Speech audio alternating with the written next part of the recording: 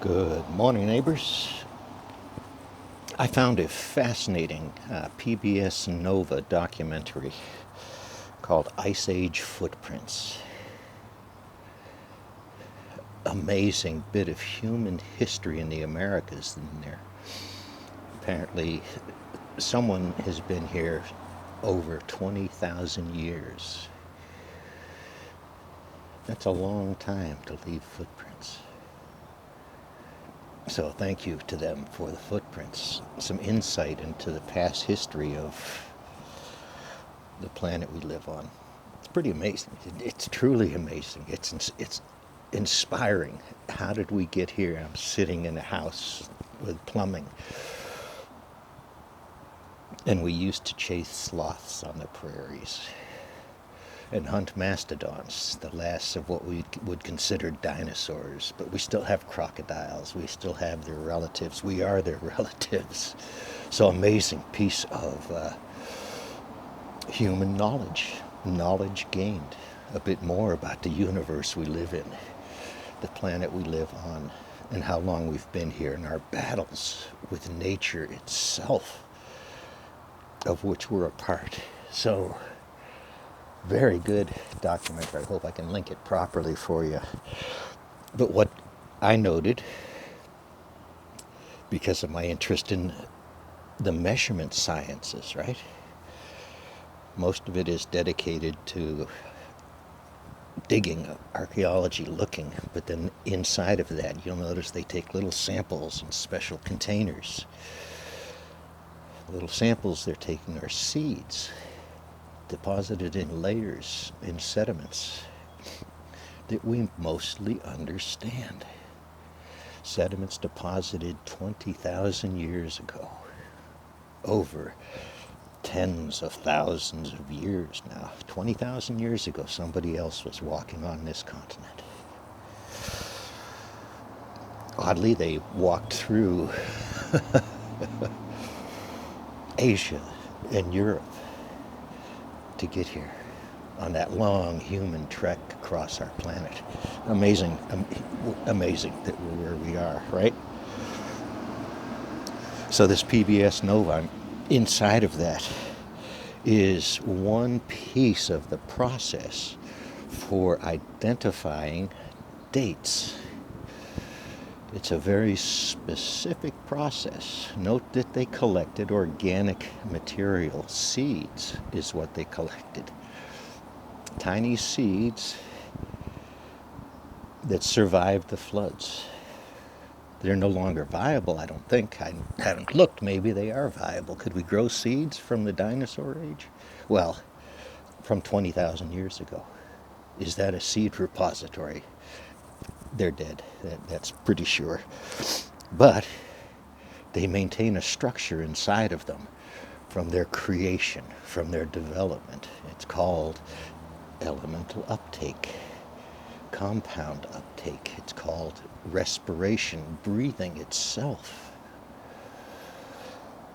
So, back to it, 4230 in the video, they give you a little insight into one piece of the measurement sciences required to do what is isotope isolation and identification.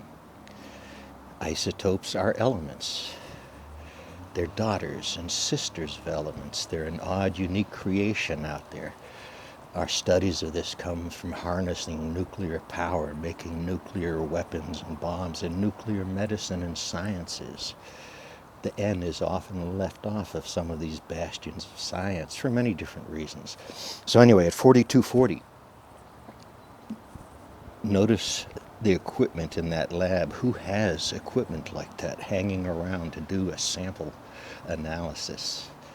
How long did that take? Well, that equipment you see has a set of procedures, traceable processes and procedures that the users follow, the scientists follow doing their research.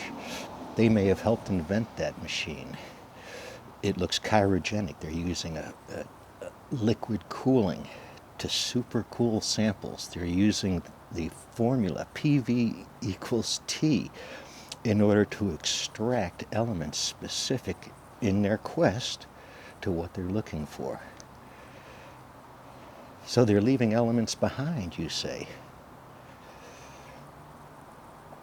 It's in the process. It's in the rules for handling samples. Notice in this sample he speaks to their extracting CO2 molecules. CO2 molecules are being extracted from 20,000-year-old seeds. Guessing 20,000 years. This is the process they're going to use to prove that. You can hear the detail that they're using. They take samples from above and samples below. They have a number of samples to take and process. And this little, again, 42 minutes, 30 seconds in, that little insight into a research facility, a research lab, that one, what was that, the USDA or Department of Agriculture, or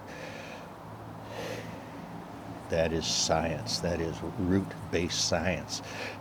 That process, that very precise analytic process with specific requirements, extracting CO2 molecules from a 20,000-year-old seed to verify or set its age, to define its age, to set a range of ages it could be, precise within.